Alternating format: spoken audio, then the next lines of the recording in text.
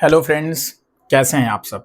Hope you all guys are doing well in your studies. दोस्तों, psycho का re exam होने के बाद सभी के मन में ये एक एक्साइटमेंट है और दुविधा भी है कि आखिर क्या कुछ आपका सेफ स्कोर होने वाला है साइको के लिए, ताकि आपका 42 जो टी स्कोर है वो क्वालिफाई हो जाए।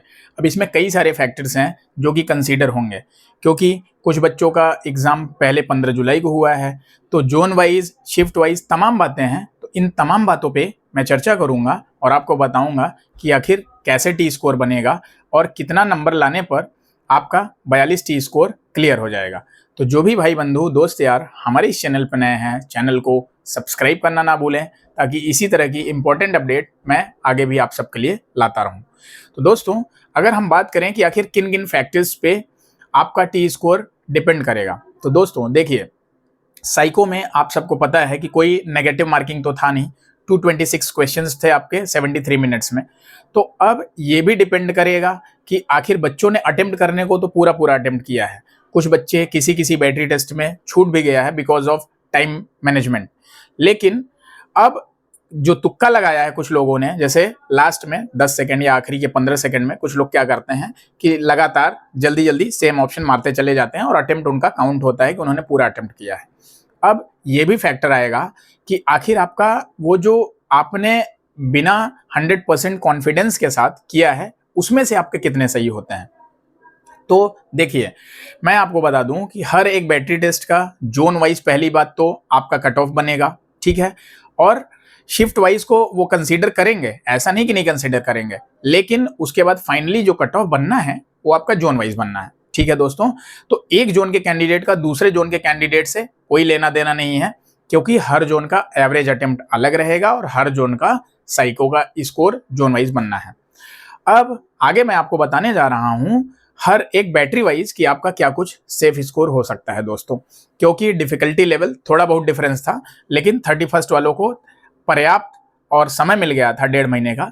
तो ये भी एक पॉइंट रहेगा कंसिडरेशन में कि आखिर आपके टी स्कोर में उसका क्या कुछ प्रभाव हो सकता है।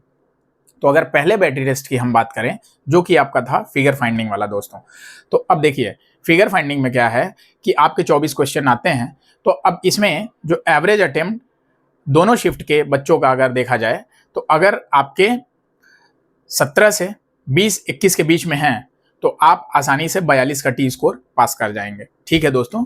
दोनों ही 15 जुलाई वालों के लिए भी और 31 अगस्त वालों के लिए भी।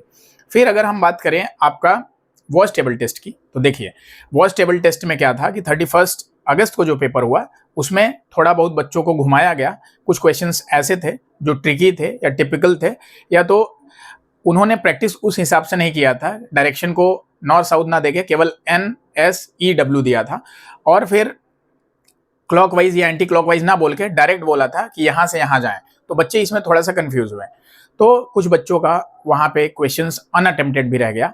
तो अगर वॉच टेबल टेस्ट की बात करूँ मैं, तो आप अगर 14 से 17 के बीच में हैं तो आप अपने आप को सेफ मानकर चलें और आपका कट ऑफ आराम से क्लियर हो जाएगा 42 टी स्कोर वाला।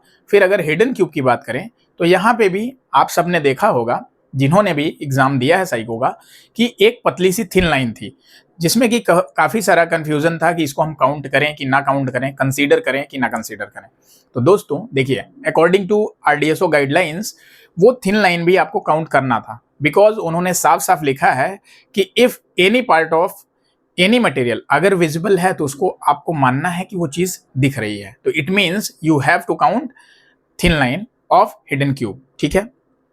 तो अब अगर इसका एवरेज स्कोर बात करें, तो अगर आपके 38 से 42-43 के बीच में एक रेंज है, इसके बीच में आपका नंबर आ जाता है तो आपका आराम से टी स्कोर क्लियर हो जाएगा, ठीक है दोस्तों। फिर अगर हम बात करें पिक्चर पोजीशन की, तो यहाँ पे मैं कह सकता हूँ कि जिन भी कैंडिडेट्स के 48 प्लस मार्क्स हैं, आपका आराम से 42 टी स्कोर क्लियर हो जाएगा, ठीक है दोस्तों। लास्ट में जो कि सबसे ज़्यादा दिक्कतों का परेशान किया, लोगों को परेशानियों का सामना करना पड़ा सेम फिगर बैटरी टेस्ट में, ठीक है दोस्तों। तो यहाँ पे क्या है कि बच्चों के एवरेज अटेम्प्ट ही उतने नहीं हो पाए because of lots of similarity. इतना ज़्यादा सिमिलर फिगर्स थे कि बच्चे उसको फाइंड नहीं कर पाए कि आखिर इसमें से अलग कौन सा है, ठीक है दोस्तों। तो कुछ लोग 60, 65, 62, 58 इस तरीके से एवरेज अटेम्प्ट जा रहा है, लेकिन फिर भी उनको लेना तो 1:1 ही रेशियो में है आपका डीवी मेडिकल के लिए। तो दोस्तों अगर सेम फिगर की मैं बात करूं तो आपका अगर 55 प्लस मार्क्स है, ठीक है, आ जाता है, तो आपका आराम से 42 टी स्कोर क्लियर हो जाना चाहिए। ठीक है दोस्तों, तो ये वीडियो कैसी लगी आप सब अपनी राय, प्रतिक्रिया और सुझाव अवश्य दें। और सभी एएलपी एस्पिरेंट्स के लिए जिनके अच्छे मार्क्स हैं, तो आप सब अपनी डीवी की तैयारियों में लग जाइए, सारे डॉक्यूमेंट्स इकट्ठा कर लीजिए। अगला वीडियो मैं आप सबके लिए लाऊंगा कि आखिर कौन कौन से डॉक्यूमेंट्स आपके लिए एकदम मस्ट हैं, जिनको कि आपके पास होना ही चाहिए, ताकि किसी भी प्रकार की डॉक्यूमेंट वेरिफिकेशन में आपको दिक्कत ना हो सके। ठीक है दोस्तों, तो अगर वीडियो अच्छा लगा हो तो लाइक ज़रूर करें, और जो लोग हमारे इस चैनल पर नए हैं, चैनल को सब्सक्राइब ज़रूर करें। धन्यवाद। जय हिंद दोस्तों।